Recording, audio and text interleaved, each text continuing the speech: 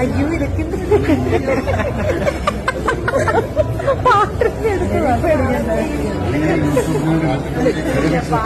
കേരളത്തെയാകെ പിടിച്ചുലച്ച കേസിൽ 8ാം പ്രതിയായ നടൻ ദിലീപിനെ എറണാകുളം പ്രിൻസിപ്പൽ സെഷൻസ് കോടതി വെറുതെ വിട്ടതോടെ അദ്ദേഹത്തിന്റെ വ്യക്തി ജീവിതത്തിലെ വലിയൊരു അധ്യായത്തിനാണ് താൽക്കാലിക വിരാമമായത്.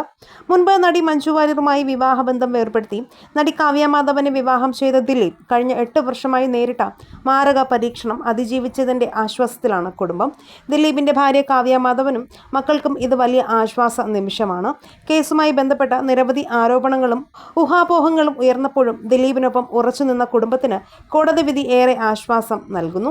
2017 കേസിൽ ഉൾപ്പെട്ടതു മുതൽ ദിലീപ് അനുഭവിച്ച നിയമ പോരാട്ടത്തിന്റെയും പൊതുജന ശ്രദ്ധയുടെയും സമ്മർദ്ദത്തിന് തൽക്കാലത്തേക്ക് അയവ് വന്നിരിക്കുകയാണ്. കേസിൽ പൾസർ സുനി അടക്കമുള്ള 6 പ്രതികൾ കുറ്റക്കാരാണെന്ന് കണ്ടെത്തിയപ്പോൾ ഗൂഢാലോചന കുറ്റം തെളിയിക്കാനായില്ല എന്ന വിലയിരുത്തലിലാണ് ദിലീപിനെ കോടതി വെറുതെ വിട്ടത്.